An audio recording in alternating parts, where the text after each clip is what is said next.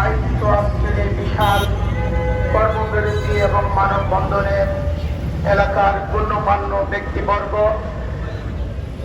অত্র রায়েরবাগ অঞ্চলের ব্যবসায়ী বৃন্দ, সাংবাদিক ভাইরা, আইন শৃঙ্খলা বাহিনীর সম্মানিত সদস্যবৃন্দ, রায়েরবাগ অঞ্চলের সর্বস্তরের জনতা, বিশেষ করে বিভিন্ন স্কুল মাদ্রাসা থেকে আগত শিক্ষার্থী, আমাদের সোনামণিরা, আসসালামু আলাইকুম ওয়া রাহমাতুল্লাহি ওয়া বারাকাতুহু।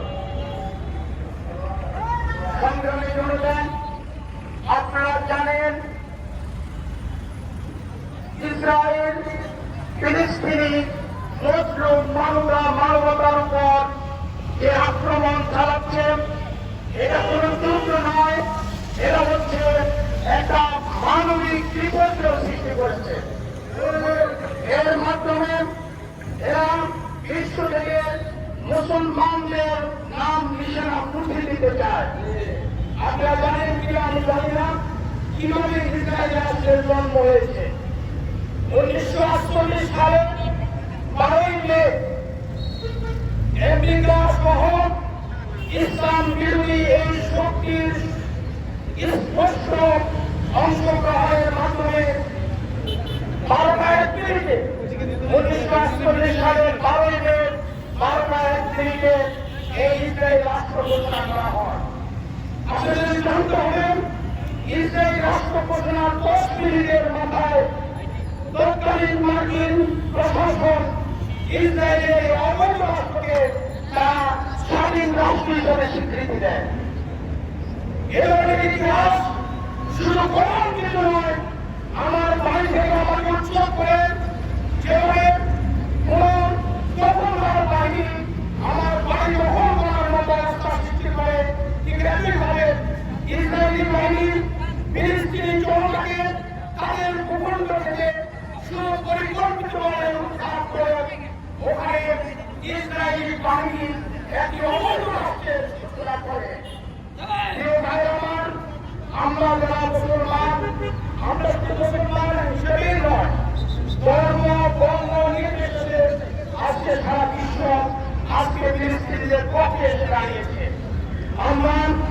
আমরা এই রায়েরবাগ অঞ্চলের সর্বস্তরের জনতাকে আমরা ধন্যবাদ জানাই, কৃতজ্ঞতা জানাই যে রায়েরবাগের ইতিহাসে এই মানববন্ধন এবং কর্মবিরতি একটি ইতিহাস হয়ে থাকে।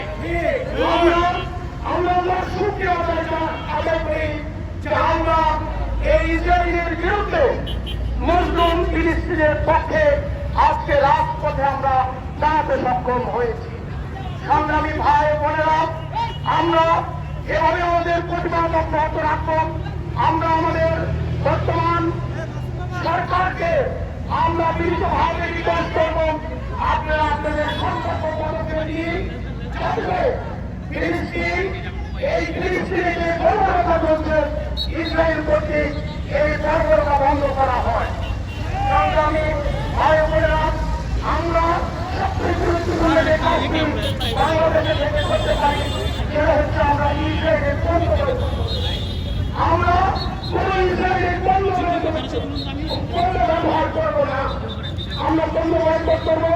একইভাবে আমি রিকোয়েস্ট করবো, আমরা অতি উৎসাহিত না হয়ে যেমন প্রশাসনিত কিছু সুযোগ সন্ধানী মানুষ এই বন্ধ বয়কটের মানে সেক্ষেত্রে আমরা সহযোগী হব। আমি ইসলামী হাসপাতাল বাংলাদেশের কর্তৃপক্ষের পক্ষ থেকে আমাকে এখানে বক্তব্য দেওয়ার সুযোগ করে দেওয়ার জন্য, এবং আমরা ইনশাআল্লাহ শুধু ইসরায়েল নয়, আমরা সমাজের যে কোনো অন্যায়ের বিরুদ্ধে, যে কোনো জুলুমের বিরুদ্ধে আমরা রায়েরবাগবাসী সবসময় সচ্ছল থাকবো ইনশাআল্লাহ। সবাইকে আন্তরিক মোবারকবাদ এবং কৃতজ্ঞতা জানিয়ে আমি আমার বক্তব্যের শেষ করছি। আসসালামু আলাইকুম ওয়া রাহমাতুল্লাহি ওয়া বারাকাতুহু।